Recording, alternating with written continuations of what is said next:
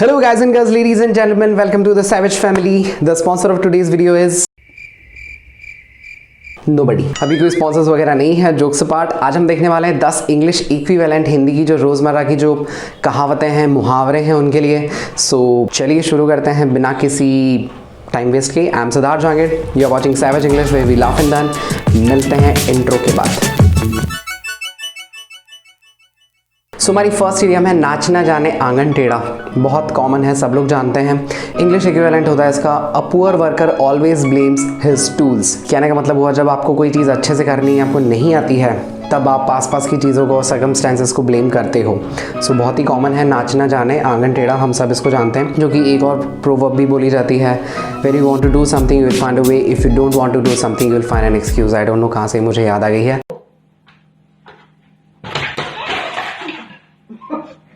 ये तुम्हारा बिल नहीं आंगन टेढ़ा। ये क्लिप तो सबने देखी होगी। दूसरे नंबर पर है दूर के ढोल सुहावने। इसका मतलब जो चीज़ें हमारे पास नहीं हैं वो हमें ज़्यादा अच्छी लगती है। इंग्लिश इक्विवेलेंट होता है the grass is always greener on the other side. Meaning is that दूसरे की थाली में ही हमेशा घी ज़्यादा लगता है।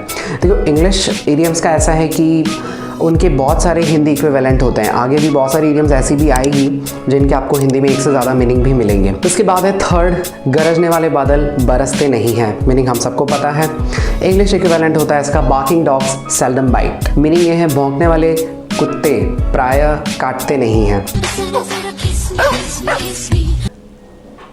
Not all the dogs, okay. यहाँ पे सेल्डम यूज में लिया जा रहा है। Seldom is almost equal to never, it's not exactly equal to never. इसका मतलब 1000 में से 1 टाइम एक बार ऐसा हो सकता है कि डॉग आपको काट भी ले। सो दैट्स व्हाई वो उस चीज़ की गारंटी नहीं ले रहा है, आपको उसको छेड़ना नहीं है। फोर्थ है हमारे पास में भैंस के आगे बीन बजाना। ओके, भैंस के आगे बीन बजाने को बोलते हैं casting the pearls before the swines. Swines comes from pigs. Swine flu as we know, swine flu pigs से आता है। तो पिग्स के आगे अगर आप पर्ल्स फेंक दोगे तो उसका कुछ होने वाला नहीं है। They are not going to use it in any way. जैसे हम बोलते हैं लंगूर के हाथ में अंगूर होना, या फिर बंदर क्या जाने अदरक का स्वाद। अदरक हो गया है आदमी। इस टाइप की जो इडियम्स हैं इन सब के लिए हम यूज़ में ले सकते हैं casting the pearls before the swine. इसका मतलब जो पर्सन अपने आसपास के जो रिसोर्सेज हैं उनको यूज़ में लेना नहीं जानता है, स्टिल उसके पास में वो चीज़ें हैं। I am not saying anything, okay. Fifth है हमारे पास में to catch the evil eye, जो हम बोलते हैं कि मुझे लगता है तुझे किसी की नज़र लग गई है। नजर लग जाएगी।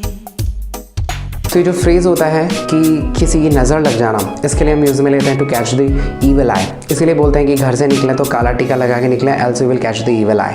ऐसा एविल का मतलब है यहाँ पे ऐसे लोग जो दुष्ट होते हैं, जो आपको देख के बड़ा ही एनवियस फील करते हैं, ऐसे लोग। नेक्स्ट हमारे पास में ताली एक हाथ से नहीं बजती है, इट्स वेरी कॉमन। इसके लिए यूज़ में लेते हैं इट टेक्स 2 टू टैंगो और it takes 2 to quarrel. Quarrel का मीनिंग होता है झगड़ा, आर्ग्यूमेंट तभी होगा जब 2 पार्टीज होगी, एक पार्टी के बीच में आर्ग्यूमेंट नहीं हो सकता है बिल्कुल भी। और it takes 2 to tango, tango is a dance form जिसमें भी 2 लोगों की ज़रूरत होती है। तो इस टाइप से आप सेंटेंस बोल सकते हो। ये जनरली तभी यूज़ में लेते हैं जब कोई डिस्प्यूट होता है, जब कोई तरह का आर्ग्यूमेंट चल रहा होता है, जब कोई तरह का झगड़ा होता है, तभी इसको यूज़ में लेते हैं। Sentence will be something like don't blame me for this, it takes 2 to tango. इसका मीनिंग ये हुआ सारा ब्लेम मेरे ऊपर डालने की ज़रूरत नहीं है, आप भी इसके लिए इक्वली रेस्पॉन्सिबल हैं। नेक्स्ट है अबे जल्दी बोल, कल सुबह पनवेल निकलना है।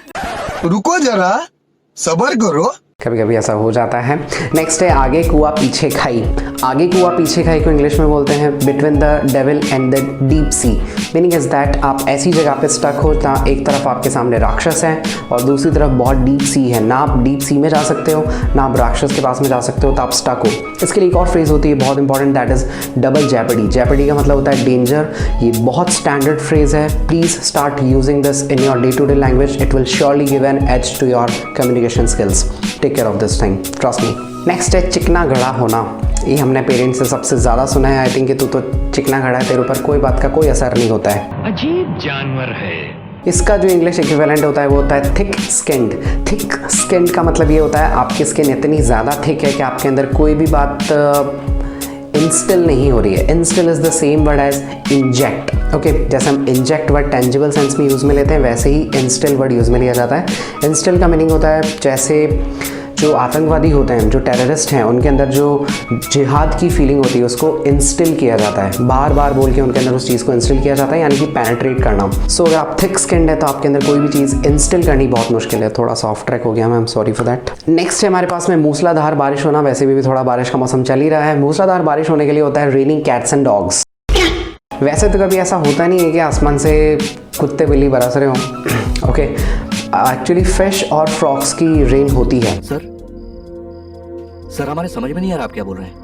कोई बात नहीं, यूट्यूब पे वीडियो देख लीजिएगा, आप इस चीज़ को समझ जाएंगे। तो बहुत ज़्यादा जब मूसलाधार बारिश हो रही होती है तो उसके लिए कैट्स एंड डॉग्स बोला जाता है। इसका जो ओरिजिन है वो बहुत ही डिस्प्यूटेड है। बहुत से लोग इंटरनेट पे बोलते हैं कि इट कम्स फ्रॉम ग्रीस और बहुत से लोग बोलते हैं इट कम्स फ्रॉम इंग्लैंड। सो हम उस बैकग्राउंड में नहीं जा रहे हैं अभी, जस्ट इसका मीनिंग हमें ध्यान रखना है। Raining cats and dogs means मूसलाधार बारिश होना। लास्टली वी हैव अब पछताए होत क्या जब चिड़िया चुग गई खेत। बहुत कॉमन है, जब सब कुछ बर्बाद हो गया है तो फिर उसको लेके बैठ के रोने से कोई मतलब नहीं है। पैसा बर्बाद। इंग्लिश इक्विवेलेंट होता है इसका crying over spilt milk. Spilt है, प्लीज़ टेक केयर, स्प्लिट नहीं है। स्पिल्ट मतलब जो दूध नीचे गिर गया है उसको लेके बैठ के रोने से कोई मतलब नहीं है। ओके, एक और रह गई है शायद, वो सत्यानाश हो थंबनेल में था जो, that is go to hell you piece. That's it, यही है मीनिंग इसका। I am sorry. जाते जाते आपके लिए इन्फॉर्मेशन है, जो भी आप अच्छे क्वेश्चंस मुझसे पूछते हो वो मैं नेक्स्ट वीडियोस के अंदर एट दी एंड मैं उनको इंक्लूड करूँगा। हमेशा कोई क्वेश्चन हो ज़रूरी नहीं है, जब भी कोई क्वेश्चन मतलब अच्छा होगा, मतलब 6,40,000 या 12,50,000 वाले जो क्वेश्चन होते हैं या तो मैं वही क्वेश्चंस इंक्लूड करूँगा जो बहुत अच्छे क्वेश्चन आप पूछते हो। जो भी क्वेश्चन है आप मुझे इंस्टाग्राम पे डीएम कर सकते हो। आप लोग मुझे बहुत सारे क्वेश्चंस पूछते भी और वो क्वेश्चंस ऐसे होते हैं कि मुझे लगता है कहाँ बैठा हूँ, किससे बात कर रहा हूँ, क्या बात कर रहा हूँ, समझ में नहीं। कंट्रोल। ऐसे क्वेश्चन जो पूछने वाले हैं उनके नाम है, डोंट वरी मैं नाम नहीं बताने वाला हूँ। See, the silliest question is the one which has not been asked. Always remember this thing. No question is too big, no question is too small.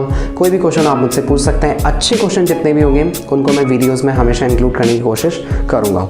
सो अभी तक अगर चैनल को सब्सक्राइब नहीं किया है तो प्लीज़ कर लीजिएगा, स्मैश दैट लाइक बटन। मिलते हैं नेक्स्ट वीडियो में with some learning and entertainment. I think इस चैनल का कैटेगरी एंटरटेनमेंट ही होना चाहिए, इसका कैटेगरी एजुकेशन होना ही नहीं चाहिए। I'll see you in the next session. Till then, अपना ख्याल रखें, सुरक्षित रहें और याद रखें, सही वक्त सही कदम, सतर्क रहें। जय हिंद। thank you.